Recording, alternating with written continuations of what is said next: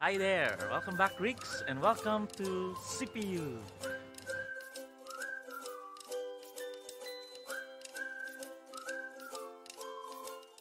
Kalimera Greeks, and we are now in Acropolis. It is the Porch of Caryatids in Acropolis, Greece. It is one of the ancient monuments in Greece that is still standing now amidst tens of thousands of years. So today, we'll have a brand new lesson. With me is, say hi. Hi. So that is Mimi, my niece, and she's with us to join our lesson this morning. So are you excited to learn? Yes. Very good. So this time, let's proceed to our lesson. And our lesson today is Module 12. Wow, we are near halfway to our lesson. So Module 12 is about the present, the indicative, the imperfect indicative. So we are now in the imperfect indicative. So last time, we have learned the present tense. And right now, we will learn the imperfect tense. So are you ready? Yes. All right, so let's proceed to our objectives today. First objective is you will be oriented with some Greek vocabulary. And also you will be able to identify the forms of the imperfect active, middle, and passive indicative. So there are three voices. No? So we have the active, middle, and the passive indicative.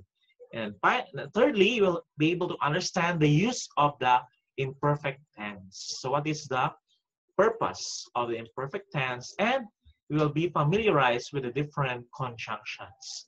All right, so let's proceed to our vocabulary. So the first word here is ala. Can you say it with me? Allah. Ala. It is a conjunction which means but. It is stronger than de. So de is also but ala is a stronger version of de. Next word is apokteno. Altogether? Apokteno. So apokteno means I kill. Wow, dangerous. Huh? So if you say apokteno, I kill. Next word is Galilea. Let's read all together. Galilea. It means Galilee. It's a noun, a place in the Bible. And it's also present in today's time. Next word is gay. Altogether? Gay. It means the earth or the land that we are living in. Gay. So we have the Gaia and other terms or the gay. And then next word is eti. Let's read all together. Eti. The itia, eti. It means still or yet. It is an adverb. Next word is ketoimadso. Let's read all together. Ketoimadso. It means I prepare. So I hope that you are preparing every day for a lesson and learning a lot. Next word is therapeuo. Let's read all together. Therapeuo. So it means I heal, no? Like therapy. So the word therapy comes from therapeuo. Next word is Iesus. Altogether, Iesus. It means Jesus or Joshua. He will save his people. Iesus. And then the next word is Israel. Altogether, Israel. It means, of course, Israel. So it is undeclinable. So just Israel, it is masculine in sense, in gender. Next word is Ioannes. Altogether, Ioannes. It means John. So John is Ioannes in Greek. Next word is kradzo. Altogether, kradzo. It means I cry out. So if you're crying, kradzo. Next word is nun. Altogether, nun. It means now. It is an adverb. Today, nun, now. Give me that, now, nun. No? Next word is oketi. Altogether, oketi. It means no longer. It is also an adverb. So it is no longer. Oketi. Next word is skotia. Altogether, skotia. It means darkness. So darkness, skotia, into light. Later we will learn the meaning of light. The word light also in Greek. Next word is tote. Altogether, tote. It means then. It is an adverb. Next word is huparko. Huparko. Altogether, Huparko. Huparko. It means I exist or am. Next word is whose. Altogether, whose. It means as, while, or when. Okay, next word is apothnesko. Altogether, apothnesko. It means I die. So earlier we have the word apokteno, that is I kill. This one apothnesko means I die. So next word is biblion. Altogether, biblion. It means book. Also the Bible is called biblion, book. Next word is daimonion. Altogether, daimonion. It means demon. So daimonion, daimonion. Next word is dunamai. Altogether, dunamai. It means I can or I am able. Next word is ekbalo. Altogether, ekbalo. It means I drive out. I drive out. So balo is out. Actually, balo is throw, no? But ekbalo is you drive out, to throw out. Next is ekporyoomai. Altogether, ekporyoomai. It means I go out or come out immediately. So ek, out. And poryo means come. Next is euthos. Altogether, euthos. It means immediately. Now it's an adverb. Euthos. So in Ligainon, dali, dali. No? In Korean, pali, pali. Next word is a. Altogether, a. It is a conjunction which means or a. Next word is thalassa. Altogether, thalassa. It means sea. No? So I wish I could go to the thalassa because it's quarantine time, so we cannot still go to the beaches. Next word is thronos. Altogether, thronos. It means throne. No? So trono, thronos. Next word is katarizo. Altogether, katarizo. It means I cleanse or purify. Katarizo. Right? Next word is ode. Altogether, ode. It means and not, nor, not even. So it is a conjunction. There's also neither or nor. Next word is own. Altogether, own. It means therefore. It is a conjunction then. Next, ote. Altogether, ote. It means not, no, nor. A verb or and conjunction. Ote, ote. No more, nor. No? Okay, next word is ploy-on. Altogether, ploy-on. It means boat. I want to ride in a ploy-on. And the last word is te. Altogether, te. It is a conjunction which means and. So it is weaker than kai. So kai is also and that is a stronger version, but te is a weaker one. Kai te. Okay, let's proceed to the forms of the imperfect active indicative. The perfect tense uses the stem of the present tense on which to build its forms. The three components of the imperfect are, first one is the augment, which is described below. No? So what is the augment? We will learn later. We have the second one is the verb stem, and finally the endings. So those are the three components of the imperfect active indicative.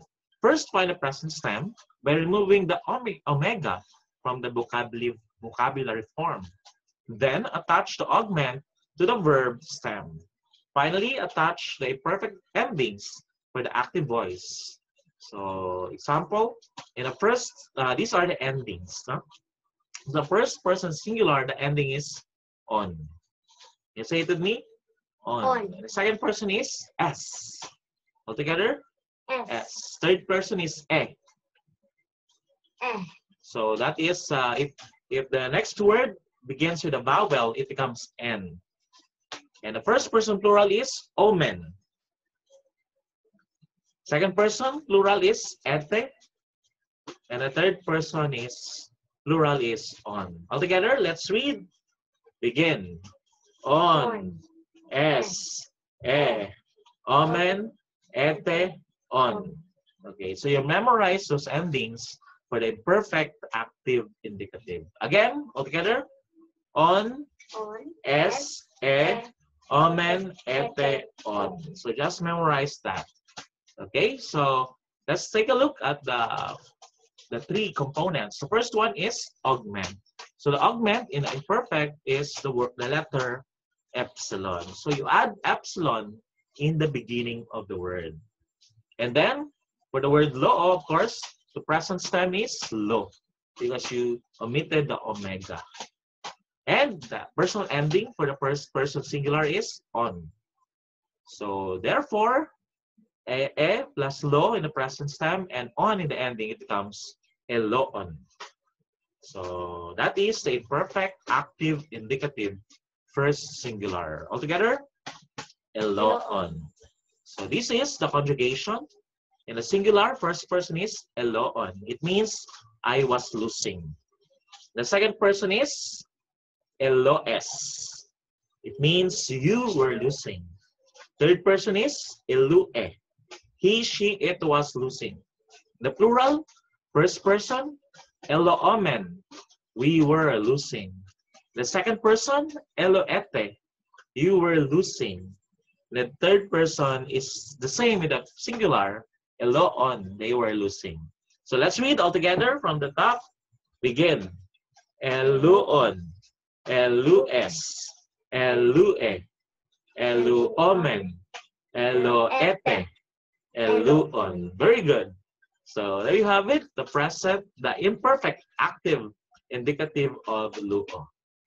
So the epsilon in the beginning of the word is the augment, which indicates that this is the secondary tense. That is one which expresses the past time. So usually in the past tense, in a perfect, you add epsilon in the beginning. So there are two kinds of augments that are used with the verbs. The first one is verbs beginning with a consonant add epsilon to the stem, as you see in the model of loo. This is called the syllabic augment because it adds syllable to the word. So it adds a syllable in the beginning of the word. So loo becomes elo plus the ending on because it adds syllable to the word. Okay, and the second one is verbs beginning with a vowel form a temporal augment by lengthening the vowel to the corresponding long vowel. So if the word begins with a vowel, we add the other one and we lengthen it. So how do we do that? So example is epsilon, that is our augment. If the word begins with epsilon plus e, epsilon also, it becomes eta or a. So you lengthen, the epsilon becomes eta. The same is true if epsilon, the word begins with alpha.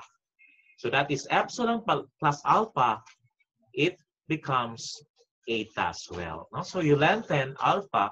So when you lengthen epsilon and alpha, you change it into eta.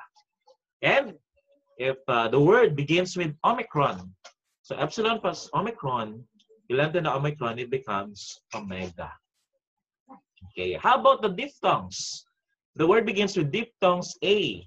So epsilon plus A becomes eta with iota subscript. So the iota is placed down below. No? It is also A.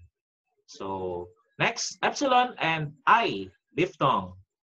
So it becomes also eta with an iota subscript below.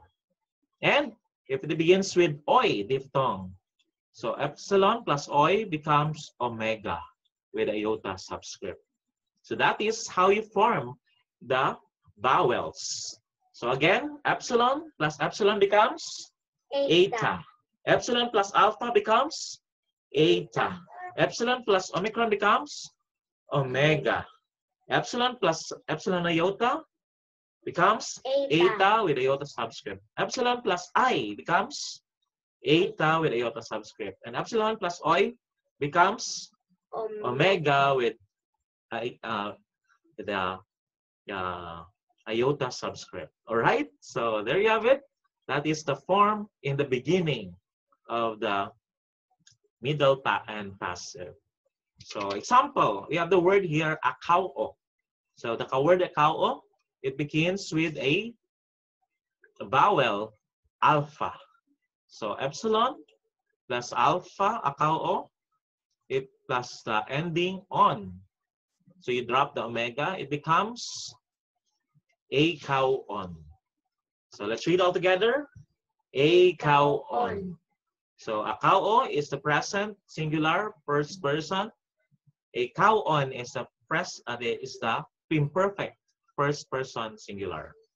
Okay, next word is igero. Let's read all together. Igero. So igero begins with epsilon. So epsilon, the augment, plus the root, plus the on becomes ageron. Altogether, ageron.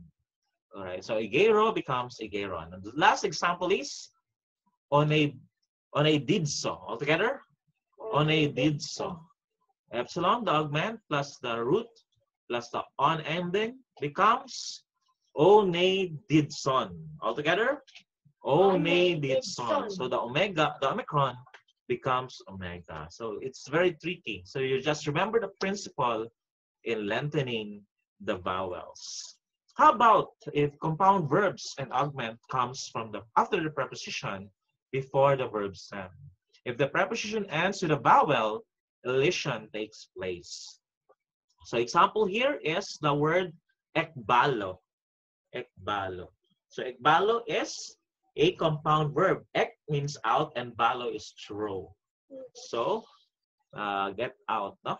So example is epsilon, the augment, plus the root ekbalo, plus the ending, it becomes exebalon. Let's read all together. Exebalon. So as you learned in lesson 2.5, if the word is, if the letter is kappa, when you add an augment, kappa becomes psi. No? So that's very, very tricky. So remember, when kappa becomes psi. And the augment, where did the augment go? You don't add the augment in the beginning to lengthen, but you insert the augment in between the two words. No? So that's why it becomes exebalon. All right, next example is the word apokteno. Let's read all together. Apokteno. So apokteno, we have the two words, no? The apo and the teno. So here, the epsilon, the augment, plus the root, plus on ending becomes apektenon. So the omicron here is dropped and the epsilon was exchanged to the omicron. You don't lengthen here, but you just drop the omicron and place the epsilon between the two words. No? So apokteno becomes apektenon. So that is rarely seen in the vowels, in the words. No? But remember that rule. So that's why you need to memorize several rules to master the declension in the imperfect. Okay, let's proceed to the forms of the middle and passive. So earlier, you have learned the active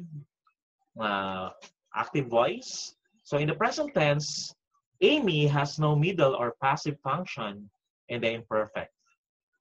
Note that endings that follow the usual imperfect suffixes. So the word Amy, of course, is I am. No? Ego Amy, I am. So Amy, in the imperfect, is changed to, in a first person singular, becomes amen. Altogether, amen. It means I was. So it's similar with amen, but amen or verily. But here it is not alpha, but here it is eta. Amen. And for the second person, it is ace. Let's read all together. Ace. It means you wear. The third person, it is ain. All together, ain. It means he, she, it was. For the plural, it is amen. All together, amen.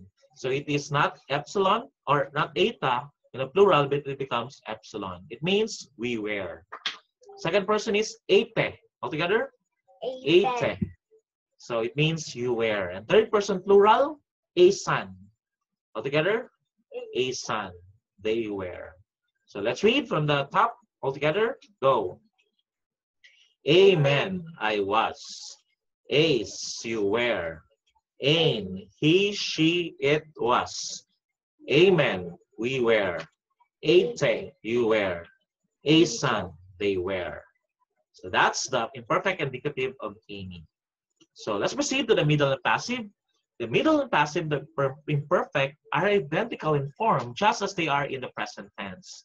The difference between the two voices is one of the function and can only be determined by the context. So the middle and the passive looks the same, exactly the same, but when you read the context, you can learn whether it is middle or passive. So let's take a look at the formula, the endings. So for the endings, in the first person is omein, singular. Second person is o. Third person is eto. For the first person plural is ometa. Second person plural, este. And third person plural, onto. So again, let's read from the first person singular. Omein, o, eto, ometa, este, onto. So you memorize that, no? Again, one more time, go. Omen, o, eto, ometa, este, onto. So those are the endings in the middle and passive imperfect tense. So let's take a look at the summary. So in the form here, you start with the augment still, the epsilon, plus the present stem lo, connecting vowel omicron, and the ending main. So the imperfect, middle, and passive indicative person singular of luo is elo omein. So that's it, no? Elo omein. So you add the augment still plus the connecting vowel and the ending. It becomes elo omein. So let's read. So the first person singular is elo omein. It means I was losing myself. No? So in the middle is reflexive. No? You are looking to yourself. That is the context of the middle. So elo omein, I was losing myself. Second person is elo o. Let's read elo o. It means you were losing yourself. So probably something is very tight. So you are losing yourself from the burden. Next word for the third person singular is elo eto. Let's read all together. Elo eto. It means he, she, it was losing himself, herself, or itself. For the plural, first person, it is elo ometa. All together. Elo ometa. We were losing ourselves. Second person, elo este. All together. Elo este. You were losing yourselves. And third person, plural, elo onto. All together. Elo onto. It means they were losing themselves. So let's read from the top. All together, go. Elo omein. Elo o. Elo eto. Elo ometa. Elo este. Elo onto. All right. Elo onto. Elo onto. Okay. So that is the middle, perfect middle indicative. So let's take a look at the passive indicative. As you have learned earlier, the middle and the passive looks the same. So the difference is the meaning. So for the first person, it is elo omein still, but this time it means I was being loosed. I was being loosed. So that's the difference. No? So that in the passive. So the key word is the word being in the interpretation. For the second person, it means elo o still, you were being loosed. For the third person, elo eto, he, she, it was being loosed. For the first person plural, elo ometa, you were being loosed.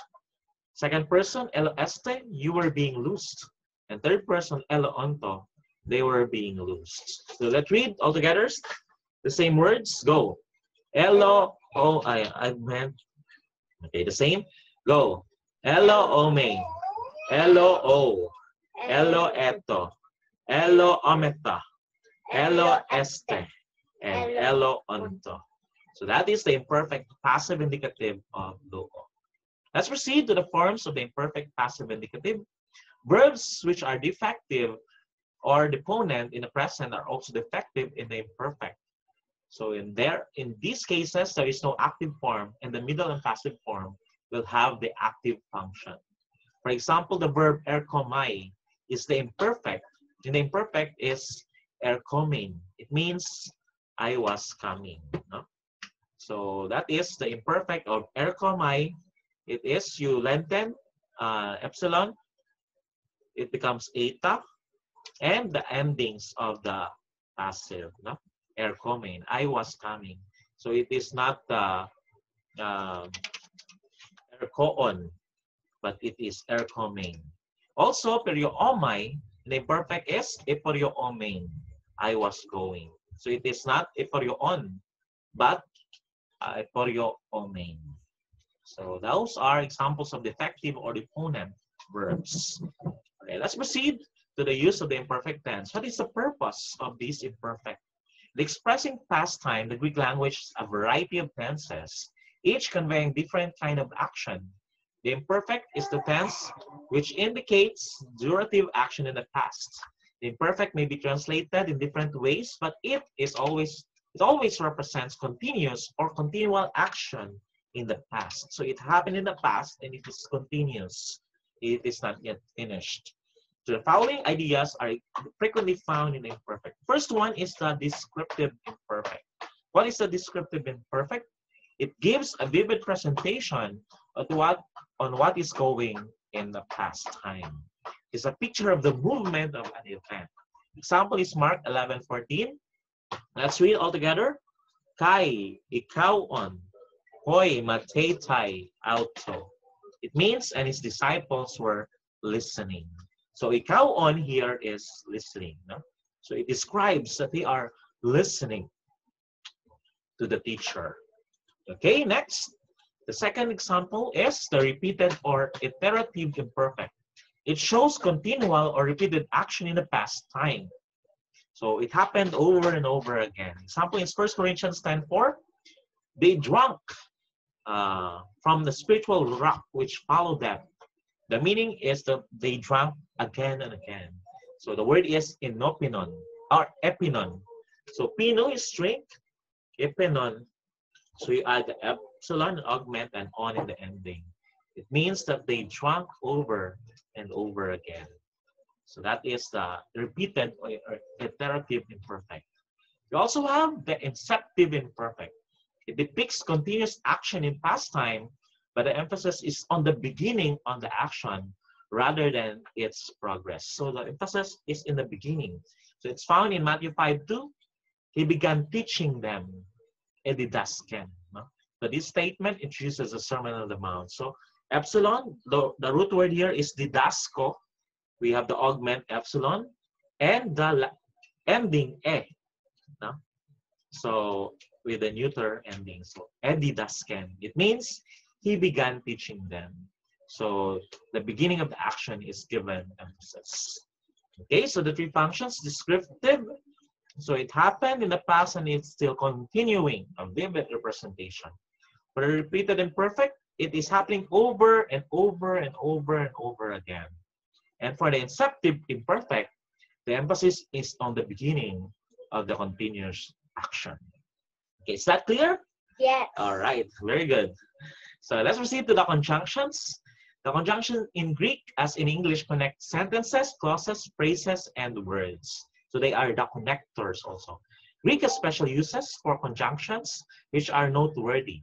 So there are two examples. We have in the New Testament, the ordinating, and the other one is the subordinating conjunctions. So what are these two? Coordinating conjunctions usually connect two equal grammatical elements. So they have equal ideas. No? So whereas subordinating conjunction introduce dependent clauses. So what are examples of the coordinating? Examples are kai, no? De, te, a. So they mean and, no? And we have ala, ote, ode, and on. But, no? And for the subordinating conjunctions, we have hoti and hina, or no. So those are the coordinating and subordinating conjunctions. You also have conjunction often expresses a change in a progression of thought. An example is Romans 12:1, where the conjunction on or therefore leads to an entirely new subject in the epistle. So example is Parakalo on humas adelphoi. I urge therefore you brothers. No? So it means I urge you therefore brothers. So that is on. Next is kai. No? Kai has other uses than a simple connective since it is often used to mean also and even. When it conveys one of these two meanings, it appears immediately in front of the word with which it is connected. So the context and position. Next, the conjunction te is much like kai, no? And is a connecting particle and also a correlative meaning, both and. So a correlative conjunction implies a reciprocal or complementary relationship. As a correlative, te appears either as te, as te kai, and with te kai together. It is also apoplectic, but in the New Testament, te never experiences elision to t. So you don't eliminate the epsilon because it's just two letters. It's still te, no matter what. Okay, 6 examples. We have here, leisin te kai barbarois. The Greeks both and to the barbarians. Next one is a voice, te kai ano atois, to the wise both and to the foolish. The last is, of course, pheiletes eimi, debtor I am. It means I am debtor both to the Greeks and to the barbarians, both to the wise and to the foolish. It is found in Romans 1:14. Another example is the word ode. Can simply, simple negative connective, and as such is translated and not or nor. So example here is, that is connective, negative connective. Ok estin matetes huper ton didaskalon. Again, ok estin matetes huper ton didaskalon. That is disciple above the teacher. Second line, ode dolos huper ton korion auto, means nor servant above the Lord is. So it is translated as, a disciple is not above his teacher, nor is a servant above his Lord. That is found in Matthew 10:24. All these used also emphatically and should be translated not even. So sometimes it could be translated as not even. Example here, ode Solomon and pase te doxe. Not even Solomon in all the glory. Second line, auto pere balleto, hos and toton. It means of him was dressed like one of these. So it is translated as not even, that is ode. Solomon in all his glory was dressed like one of these. It is found in Matthew 6:29.